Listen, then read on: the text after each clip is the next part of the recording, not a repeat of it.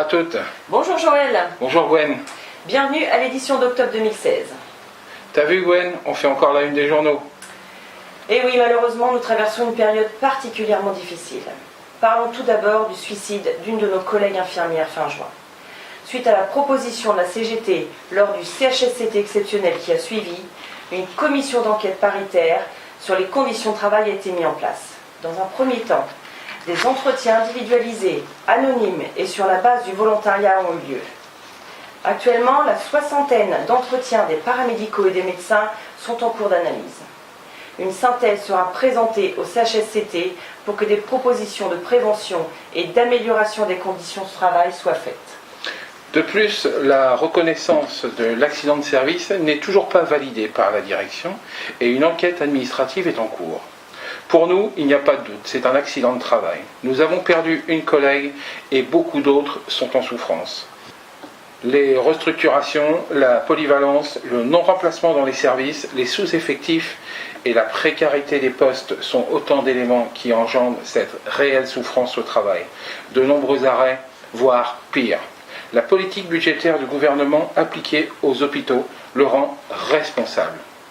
Quelle est l'autre raison qui fait qu'on soit à la une des journaux ? Les agressions sur des agents. Vous n'êtes pas sans savoir que plusieurs agents des urgences ont été agressés, entraînant arrêt de travail et ITT.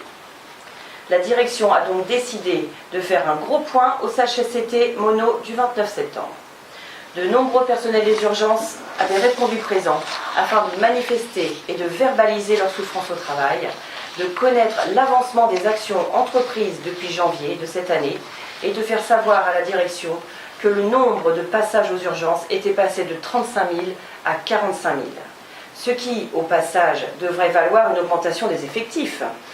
Et donc, en ce qui concerne les actions, où en est-on ? Le CHSCT de janvier 2016 avait acté des mesures de prévention pour protéger les personnels des urgences. Il devait y avoir des DATI, dispositifs d'appel pour travailleurs isolés. Ils vont être mis en place prochainement, car il y avait un problème de localisation et il y avait un câble à passer. Il devait y avoir un démarquage des tenues afin de les rendre anonymes. Là encore, l'ordre n'avait pas été donné.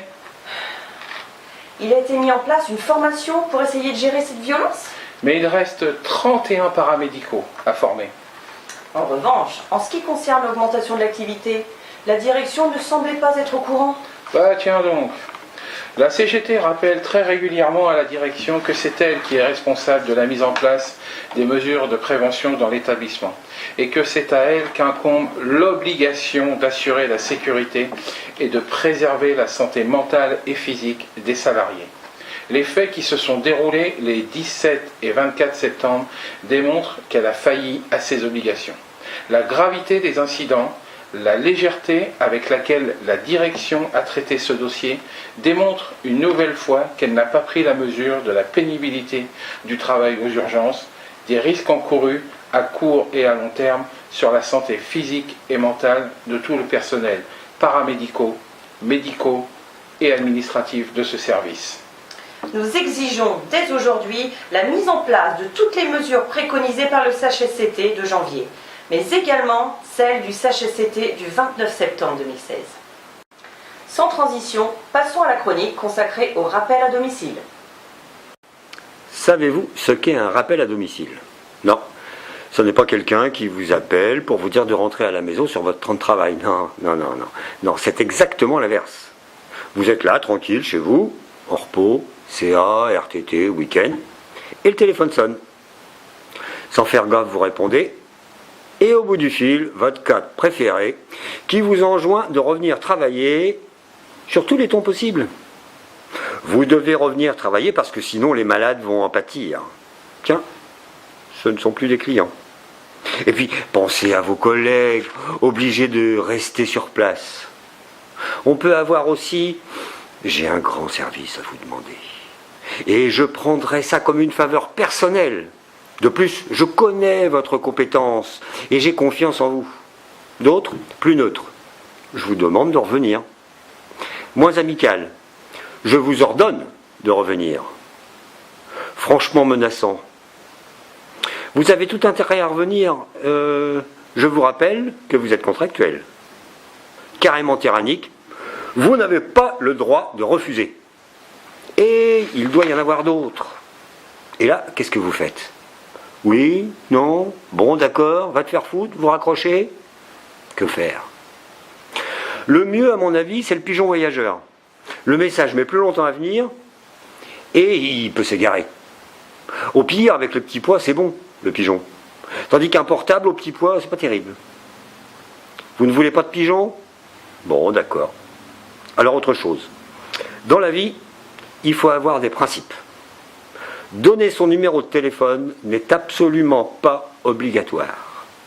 Aussi, premier principe, ne jamais donner son 06 ou son 02. Si vous tenez vraiment à filer un numéro de téléphone, donnez celui de votre grand-mère qui est sourde. Ça pourrait être drôle. Ou alors celui du DRH, si vous le connaissez, d'un autre hôpital, ou alors d'un pote bègue, d'un club échangiste. Vous avez l'embarras du choix. Quand vous êtes en repos, vous n'êtes plus subordonné à la hiérarchie. Et vous n'avez aucune obligation à revenir travailler. Donc, deuxième principe, dire non. Si c'est trop difficile, faites appel à votre imagination, trouvez une excuse.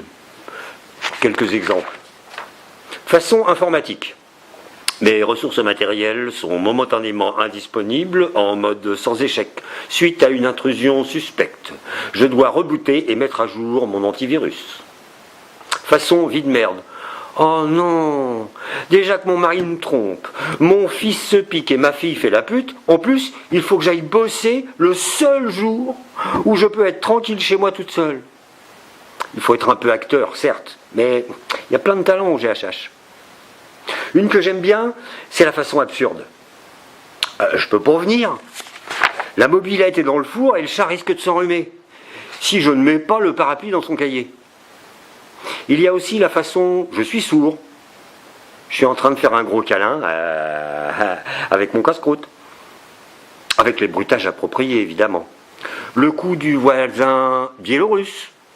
Et j'en passe. Donc, je résume. 2 principes. Pas de numéro, dire non. Vous avez un doute sur la légalité de ces 2 principes? Tapez sur Internet « Rappel à domicile sur le temps de repos ». Vous verrez. Je ne veux pas quand même tout vous faire non plus. Et puis vous savez quoi? Il paraît que même les retours à domicile se font par SMS. Alors là, trop bon. Vous faites une capture d'écran, vous l'envoyez en pièce jointe à la CGT qui aura, elle, les armes pour dénoncer et pourquoi pas faire cesser ces pratiques. Ben ouais. Face à tout ça, une seule réponse possible. L'oignon fait la force pour éviter de l'avoir dedans. Ah, j'oubliais. Si vous avez trouvé d'autres excuses face à un rappel à domicile, n'hésitez pas à nous envoyer à la CGT, je les lirai à la prochaine chronique. Parce que l'oignon fait la force pour l'éviter de l'avoir dedans. Eh bien maintenant, vous savez comment faire. Faisons maintenant un point sur la santé mentale de l'hôpital. Grosse inquiétude sur l'avenir du SAFT, service d'accueil familial thérapeutique. En effet, la pédopsychiatre du service est partie au 1er octobre sans être remplacée, malgré une annonce faite 6 mois auparavant. C'est face à cette inquiétude que toute l'équipe, composée de psychologues, éducateurs, infirmières, secrétaires, familles d'accueil, assistantes sociales, rééducateurs et médecins, a décidé de se mobiliser pour conserver une prise en charge de qualité pour ces enfants. Une pétition regroupant déjà plus de 300 signatures est en circulation et afin d'éviter la fermeture du service, le médecin-chef de ce secteur de pédopsie a pris l'intérim en attendant l'arrivée d'un nouveau médecin. Désert médical en psychiatrie suite. À la fin du mercato d'été, nous déplorons un nouveau départ de psychiatre de l'hôpital Pierre-Janet.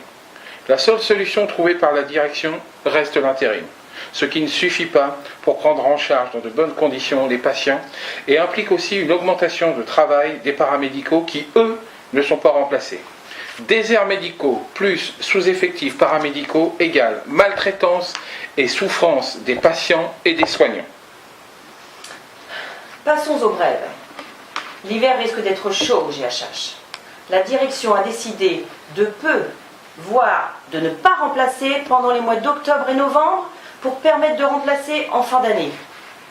Les prévisions pour le 4e trimestre ne sont guère réjouissantes. Épuisement, sous-effectif, accident de travail, absentéisme, ce qui aura pour conséquence retour sur repos, Non, RTT supprimé, non plus, congé reporté. encore moins. Les repos, RTT et congés sont indus. C'est à la direction de trouver des moyens pour nous les donner. Pour les rappels sur repos, reportez-vous à la chronique du mois. Une unité cognitivo-comportementale devrait ouvrir courant novembre ou au plus tard en décembre. En effet, l'ouverture de cette unité fait partie du plan Alzheimer 2008-2012 et est conditionnée à une subvention de 200 000 € dont le GHH ne peut se passer. Cependant, la confirmation est tombée tardivement, en septembre, ce qui a laissé peu de temps aux agents pour s'organiser et faire leur choix, de rester ou de partir sur la neurologie au 34. Car 10 lits de neuro de l'unité 34 accueilleront des patients du SSR gériatrique ainsi que les personnels de Sorey ne souhaitant pas faire partie de cette UCC. Ce qu'il faut savoir également, c'est que ces personnels dépendront du pôle 3, alors que les personnels de neuro dépendent du pôle 5. Une gestion de service qui risque de ne pas être simple pour le cadre, qui se retrouve, elle, bipolaire, et qui sera ravie de l'apprendre. Encore une fois, nous avons le sentiment, et les agents également, que tout est fait dans la précipitation, à l'arrache, comme d'habitude. Ce journal est maintenant terminé. Nous vous donnons rendez-vous le mois prochain. Et n'oubliez pas, Sur le net et dans la rue, la lutte continue.